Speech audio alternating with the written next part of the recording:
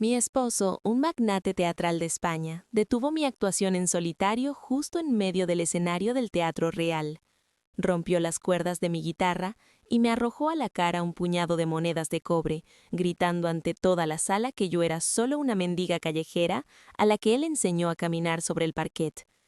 Él y su amante ya celebraban la venta de mi teatro familiar por 30 millones de euros para cubrir sus deudas offshore y echarme a la calle.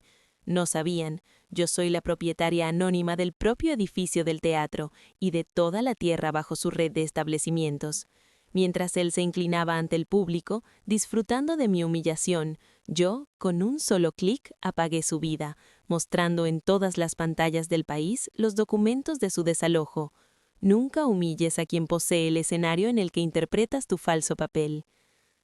El olor a resina, al polvo del viejo terciopelo y al vidrio caliente de los focos siempre fue para mí más dulce que cualquier perfume. El Teatro Real, en el corazón de Madrid, era mi hogar, mi fortaleza, la herencia de mi abuelo, el gran maestro de Sevilla, que conocía cada grieta de este escenario. Hoy era mi noche en solitario, noche de pasión. La sala estaba llena hasta el tope. Ministros, embajadores, críticos y toda la orgullosa élite de España contenían la respiración mientras bajo mis dedos la guitarra española lloraba y reía. Estaba en pleno clímax de la bulería, un baile de fuego y dolor. Mis dedos volaban sobre las cuerdas tan rápido que parecían transparentes, y mis tacones marcaban un ritmo que resonaba en el pecho de cada presente. Sentía el poder, sentía la libertad. Pero de pronto la música fue rasgada por un sonido áspero y chirriante que hizo estremecer a todos en la sala. La luz de los focos, que parpadeaba al ritmo del baile, cambió bruscamente a una luz blanca, fría e implacable.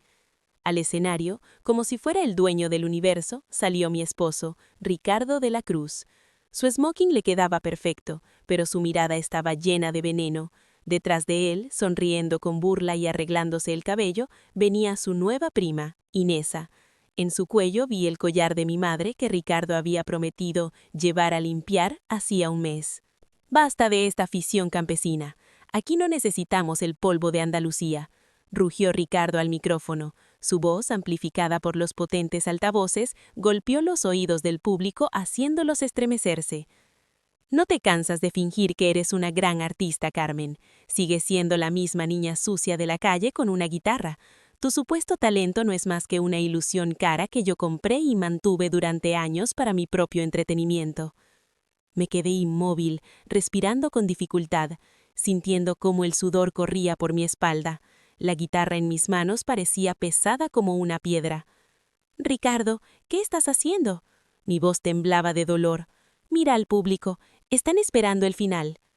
«La gente espera lujo y gracia de verdad, no a una arrapiente que sacude el polvo de las alfombras con sus botas». Dio un paso rápido hacia mí, y antes de que pudiera reaccionar, me arrancó la guitarra de las manos. Se oyó un sonido horrible. Empezó a romper las cuerdas una por una, pran frente a mi cara. El alambre metálico me golpeó los dedos con fuerza, cortando la piel. La sangre apareció de inmediato en las yemas, goteando sobre mi vestido rojo. La sala jadeó. Miles de personas observaban esta tortura pública del arte. «Este es tu verdadero nivel». Ricardo sacó del bolsillo un pesado fajo de monedas de cobre, los céntimos más baratos, y me los lanzó con fuerza pran frente a mi cara.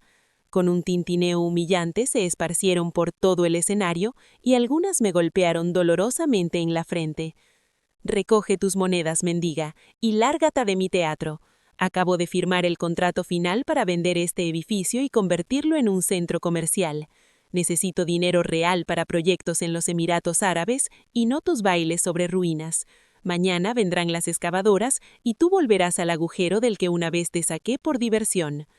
Inesa rió en voz alta, acercándose al borde del escenario y enviando besos al aire al público desconcertado. «¡Oh, miren! Está llorando. ¡Qué drama! Ese papel no te queda bien, Carmen. Ahora yo soy el único rostro de la escena española, y tú solo eres un molesto error tipográfico en la biografía de un millonario. Seguridad, saquen a esta basura por la salida trasera». Yo estaba de pie en medio del enorme escenario, sangrando y rodeada de monedas de cobre, bajo la mirada de cientos de cámaras de teléfonos que transmitían mi humillación en tiempo real.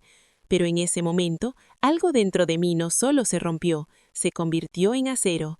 Me incliné lentamente, ignorando el dolor en los dedos, recogí una moneda de cobre y miré a Ricardo directamente a los ojos.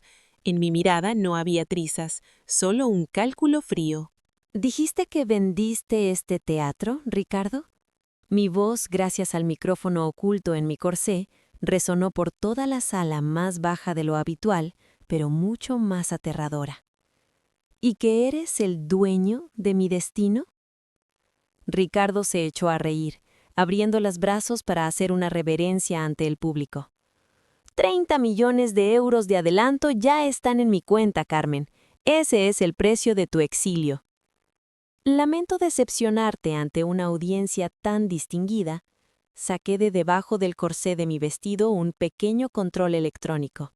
Pero tu abogado probablemente estaba demasiado ocupado con tus offshore como para notar un pequeño detalle.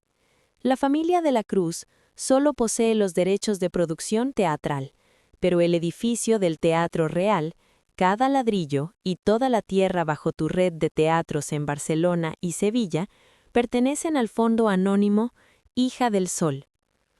Ricardo frunció el ceño. Su sonrisa triunfal empezó a desvanecerse. ¿Y qué? Tengo un contrato de arrendamiento. Lo tenías, Ricardo. Cláusula 14.2 del contrato.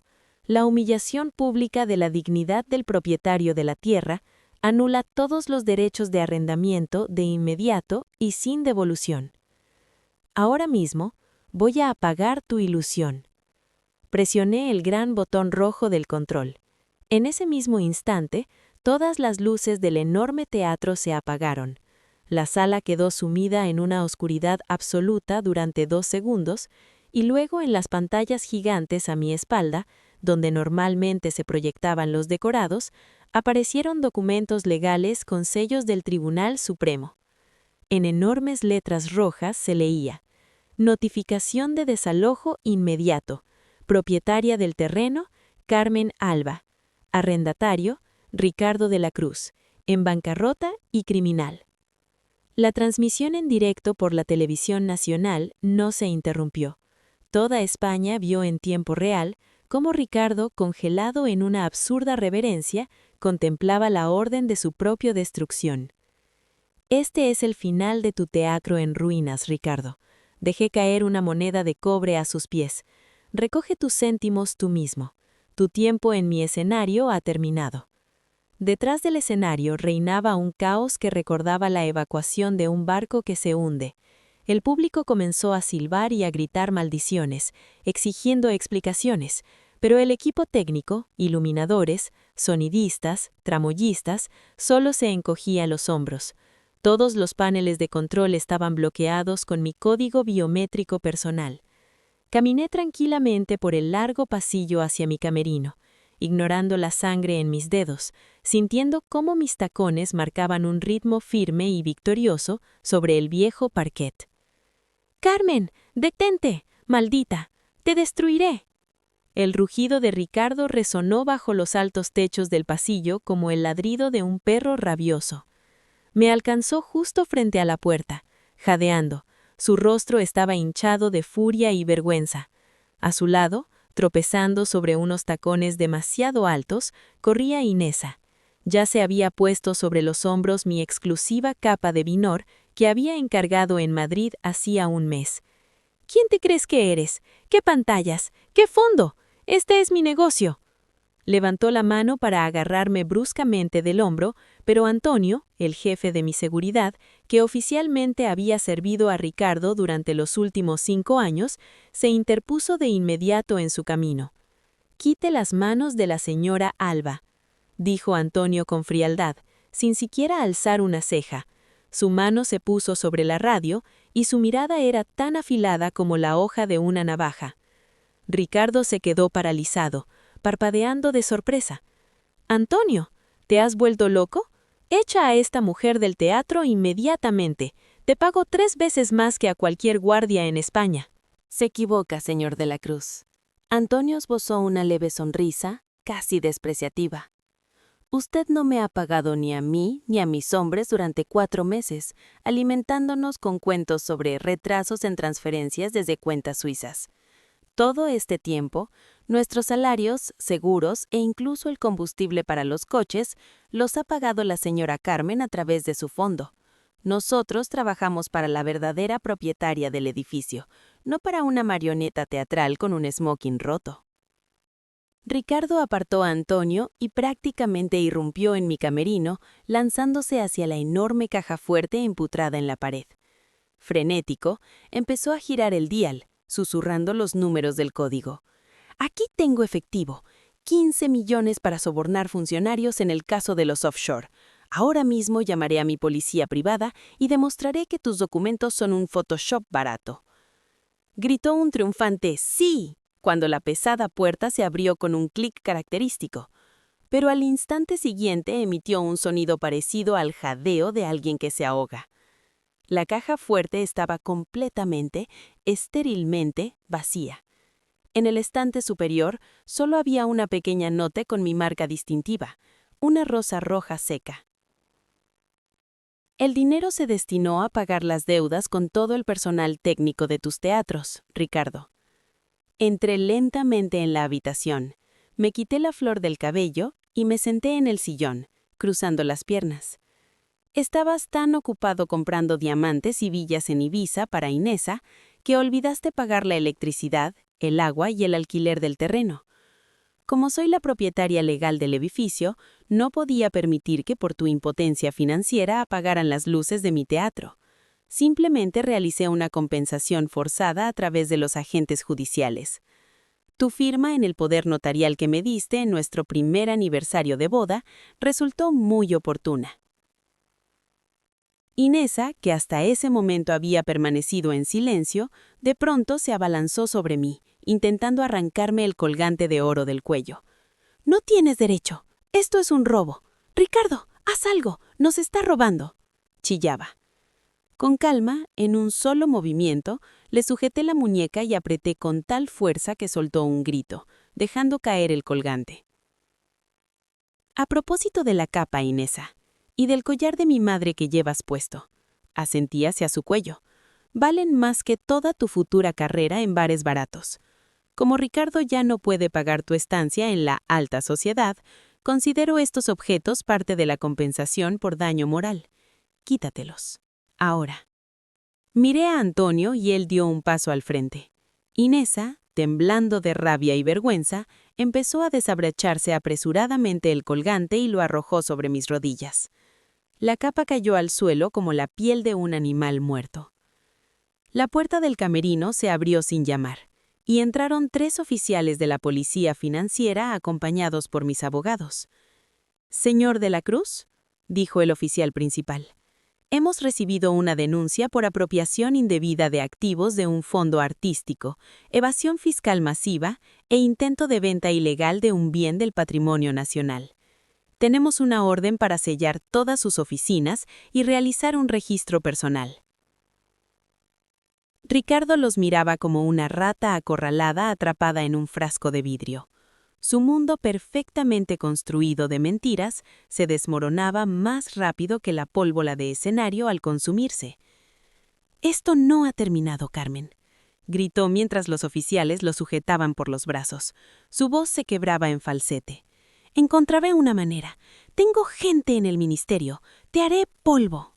«Tu gente ahora mismo está borrando tu número de sus teléfonos, Ricardo», señalé el televisor en la pared, donde la presentadora relataba con entusiasmo la mayor caída financiera del imperio teatral de la Cruz. «Nadie quiere salvar a un capitán que él mismo ha hundido su barco por unas monedas de cobre». Mientras lo sacaban por el pasillo bajo los destellos de las cámaras de los paparazzi, que ya habían irrumpido en el interior, recogí del suelo aquella guitarra rota. Las cuerdas colgaban como venas muertas. «No pasa nada», susurré tocando la madera. «Compraremos cuerdas nuevas, y sonarán mucho más limpias». La noche sobre Madrid era pesada, húmeda y sofocante, como un viejo telón de terciopelo impregnado del sudor de generaciones de actores. Mientras frente a la entrada principal del Teatro Real hervía una multitud de periodistas, relampagueaban los flashes y la policía intentaba contener a los espectadores enfurecidos, Ricardo actuaba. Su mundo se derrumbaba, pero su orgullo aristocrático exigía salvar joteaobo los restos de su antigua grandeza. Aprovechando un túnel de servicio olvidado, que en otro tiempo se usaba para transportar decorados y carruajes reales sin ser vistos, Ricardo se infiltró en el almacén subterráneo más profundo. Allí, entre polvo y telarañas, el aire olía a moho y a hierbas secas con las que se protegían los tejidos antiguos. Su rostro, normalmente cuidado y seguro de sí mismo, ahora estaba cubierto de sudor, el smoking desarrochado, y en sus ojos ardía un miedo salvaje, animal. A su lado, tropezando con tacones demasiado altos y mirando constantemente hacia atrás, corría Inesa, arrastrando una enorme y pesada maleta. «¡Más rápido, idiota!», sisió Ricardo empujándola. «Si nos atrapan aquí, Carmen nos enterrará en cemento bajo este teatro». Se detuvieron frente a una maciza puerta de roble reforzada con hierro. Era el depósito de la colección Isabel la Católica, la joya del Fondo Teatral de España. Ricardo sacó de su bolsillo una vieja palanca oxidada y la encajó con fuerza entre la puerta y el marco. La madera crujió como huesos. Con el segundo golpe, la cerradura cedió y la puerta se abrió con estrépito. «¡Dios mío!», susurró Inesa llevándose las manos a la boca. Incluso bajo la tenue luz de una linterna, la colección deslumbraba. En los maniquíes colgaban vestidos y jubones del siglo XV, bordados con miles de perlas reales, rubíes y hilos de oro. No era solo vestuario teatral, sino historia congelada, lujo puro que valía millones en subastas de antigüedades. «Nos llevamos todo». Ricardo se lanzó hacia los armarios, arrancando las prendas sin cuidado. Cada corset, cada diadema. Carmen cree que me lo ha quitado todo, pero se olvidó de esto. Estos tesoros no están en el registro principal. Los guardé para un día negro, y ese día ha llegado. Empezó a meter frenéticamente los vestidos de seda antiguos en sacos de lona comunes, sin importar cómo se desgarraba la tela de 500 años, ni cómo las perlas caían al suelo sucio del sótano. Inesa agarraba abanicos de marfil, horquillas de oro y diademas, escondiéndolos bajo su chaqueta como una ladrona callejera. «¡Más rápido, idiota!». Ricardo derribó de una patada la puerta trasera del almacén, y ambos corrieron por un largo pasillo oscuro, jadeando por el peso y el miedo. Cuando la furgoneta destartalada y discreta que Ricardo había alquilado a través de intermediarios salió a la autopista en dirección al aeropuerto de Barajas, él soltó por primera vez en la noche un suspiro de alivio. Se secó la frente con la manga, dejando una mancha de suciedad en su cara. «Pensó que me lo quitó todo, tonta ingenua bailarina», rió nerviosamente mirando los sacos en la parte trasera. «Creyó que rompió a Ricardo de la Cruz, pero empezaremos de nuevo en los Emiratos. Con estos tesoros seremos reyes, compraremos una nueva vida, nuevos sirvientes». Inesa, agarrada a él, temblaba. «Ricardo, ¿estás seguro? La policía. Carmen». «Cállate. Carmen ahora está ocupada dando entrevistas y contando mis deudas. Ni siquiera pensará en revisar el viejo almacén hasta la mañana. Y para entonces ya estaremos sobre el Mediterráneo». De pronto, el teléfono en el bolsillo de Ricardo vibró. Era un mensaje de un número desconocido. Lo sacó con irritación. Lo que vio hizo que su corazón se detuviera. En la pantalla había un mapa de Madrid en tiempo real. Un punto rojo parpadeaba exactamente donde estaba su furgoneta. Debajo del mapa había una sola línea de texto. «Ricardo, eres tan predecible. Olvidaste que el año pasado yo misma supervisé la restauración de la colección. En cada botón de perla, en cada estuche dorado y en el forro de cada jubón hay un GPS del tamaño de un grano de arroz. Mira por la ventana. Tu última función ha terminado. Disfruta del espectáculo». Ricardo se lanzó contra la sucia ventana trasera de la furgoneta. 3 coches patrulla de la Policía Nacional los rodeaban con las luces encendidas, cortando la oscuridad con destellos azules y rojos. Las sirenas aullaban tan fuerte que parecía que el cielo caía sobre la tierra. La carretera enfrente estaba bloqueada por un gran camión con el logo del fondo, Hija del Sol. El conductor frenó bruscamente y la furgoneta derrapó. Los sacos con los trajes invaluables cayeron en un montón, mezclándose con el polvo y la suciedad del suelo. Las puertas traseras se abrieron de golpe desde fuera. Una luz cegadora de linternas potentes golpeó el rostro de Ricardo, obligándolo a cerrar los ojos y cubrirse. Señor de la Cruz, queda detenido por intento de robo de bienes del patrimonio nacional y ocultación de activos ante una auditoría estatal, declaró una voz firme. Salí lentamente detrás de los policías. En mis manos llevaba una tablet. En su pantalla se reproducía la grabación de una cámara oculta dentro de la furgoneta. Cada palabra de Ricardo sobre subastas y cómo había engañado a la tonta bailarina estaba registrada con una calidad perfecta. ¡Qué intento tan patético, Ricardo! Me acerqué a la furgoneta, mirándolo a través de las rejas como a un animal enfaulado. ¿De verdad pensaste que yo, hija de Sevilla, que conoce el valor de cada hilo de la seda antigua, te dejaría siquiera una perla de mi herencia?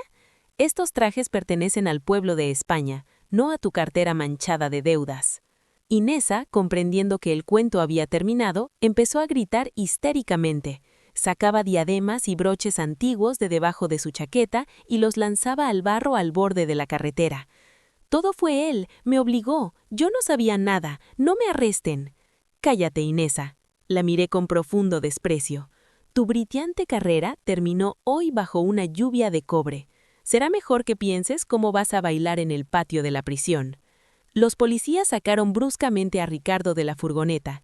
Su otrora elegante smoking ahora estaba roto, manchado de polvo y grasa. Ya no parecía el rey del teatro, sino un ladrón miserable atrapado en el acto. «¡Carmen!», gritó mientras las esposas se cerraban en sus muñecas. «¡Te arrepentirás! ¡Saldré de esto! ¡Tengo gente!».